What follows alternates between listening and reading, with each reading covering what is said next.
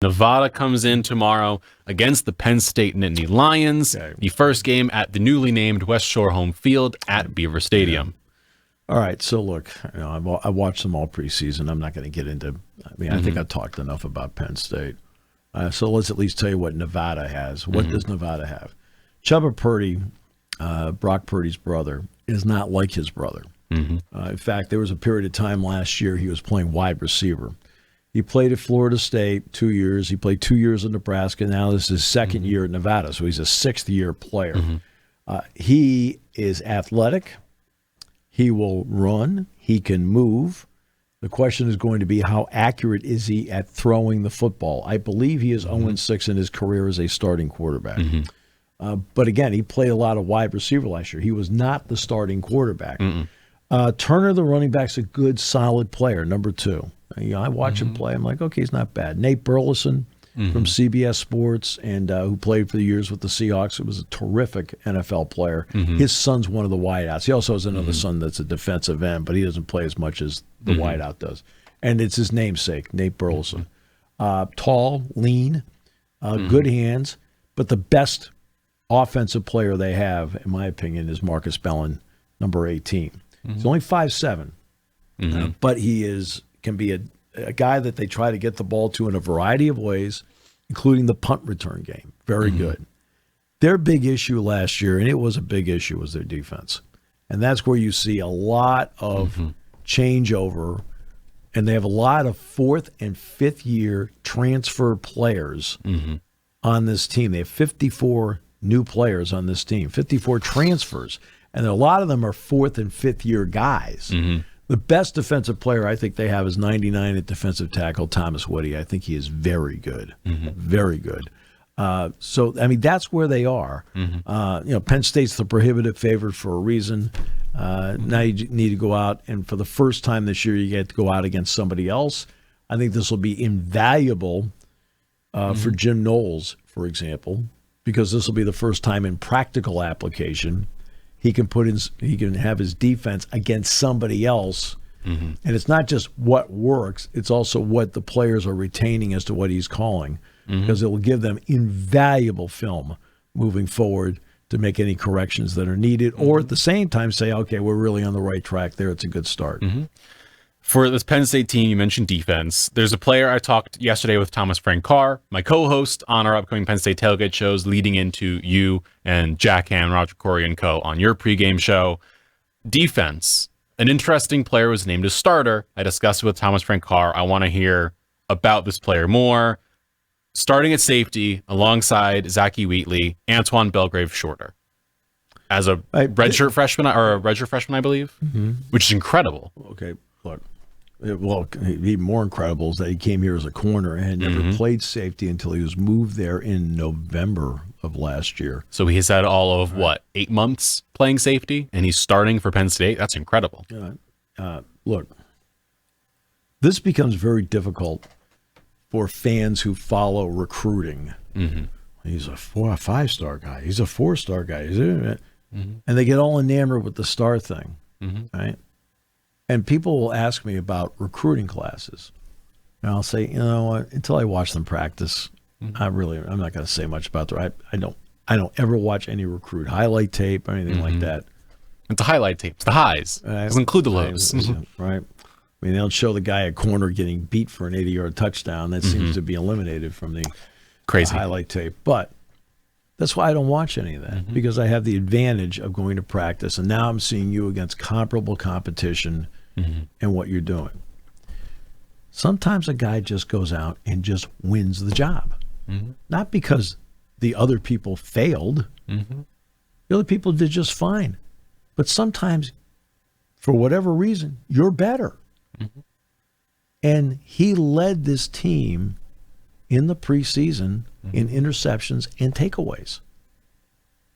And I said to Jack Ham after the first week, he said, because Jack wasn't able to get up here until like the third week. I said, hey, when you get here, watch Belgrave-Shorter. I said, I think he's got a shot at winning the safety job. He says, no, really? And then Jack came in and he says, I can see why he said that. His instincts have been excellent. You do have the consummate center fielder in Zachy Wheatley. He's different than Caleb Downs. Caleb Downs is like a Troy Polamalu. Zakee Wheatley's a lot like Ed Reed, right? More of a traditional. He's safety, watching the field, right? playing it all, Right. I mean, ready for it. Right, exactly. I mean, Paul Krause led the NFL with 81 interceptions in his career as a safety with Washington and with the Vikings. Right, he was maybe the best center fielder that the NFL's had. Just the pure center field part of it.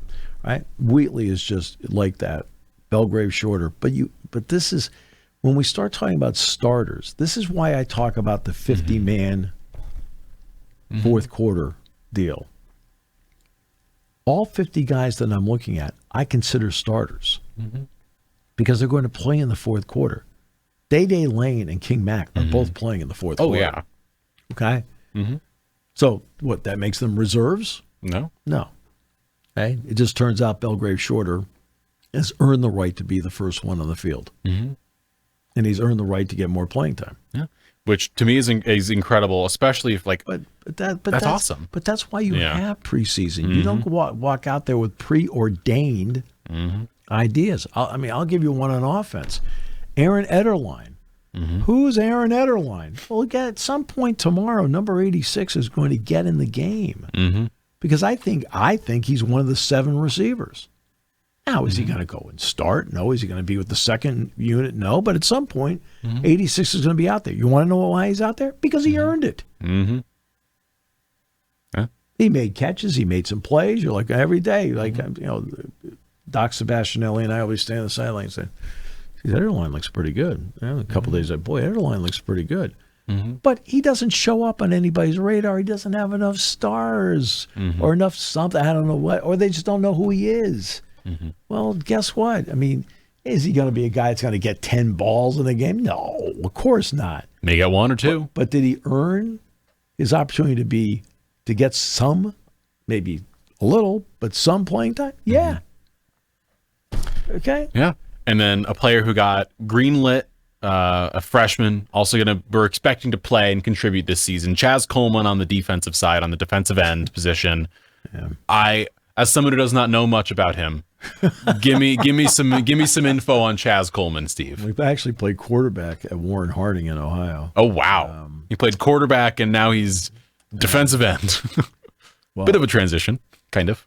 Mike Rhodes was asking me about him on Wednesday night. I was with Mike, and Mike said, "Hey, which freshman might play?" And I mentioned Chaz Coleman. I said, "You're going to love watching Coleman." I said, "You're also going to get frustrated by him." And he says, "Why am I going to get frustrated?" I said, "Mike, he's 6'4", 245 pounds. He looks like a Big Ten power forward. You'd love to have him." I said, "That's what's going to frustrate you."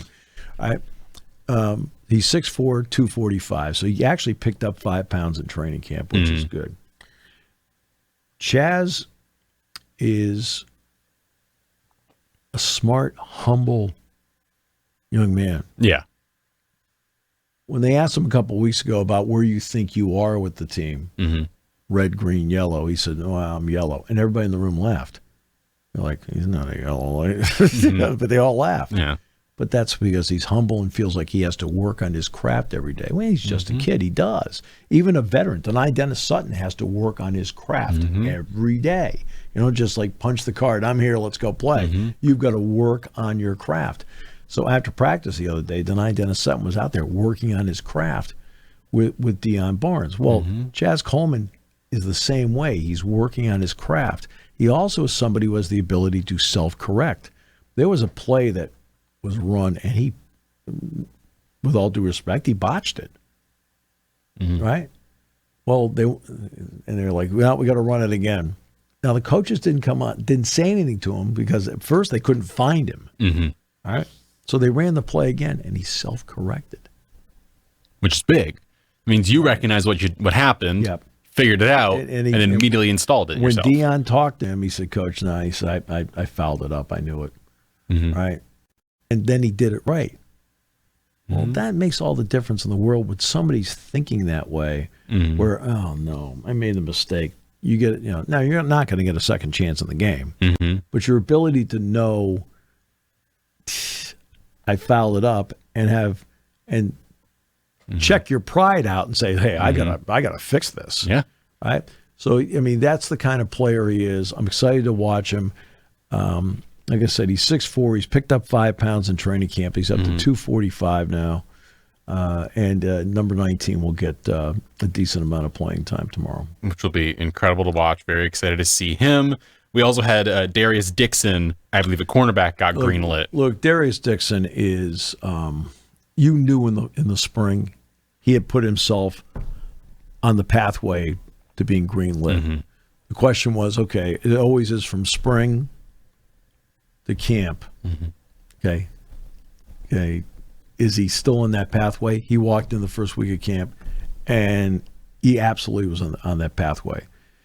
Dixon has excellent instincts, and Dixon will hit you. Ooh. He will hit you. That is something that he plays. He plays with a little bit of swagger out there for a freshman, and at that position, it's impressive. Okay, so now we know kind of who to watch, who to look out for. This is going to be a big game here in Happy Valley.